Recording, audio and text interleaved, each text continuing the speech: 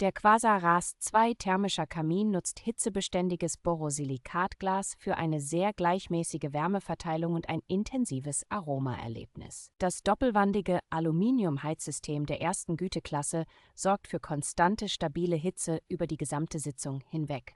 Durch den erhöhten Deckel lassen sich unterschiedliche Arten von Naturkohle und selbstzündender Kohle flexibel und ohne Fummelei einsetzen. Verbesserte Komponenten und Befestigungen vermitteln einen robusten, langlebigen Eindruck, der auch häufige Nutzung gut wegsteckt.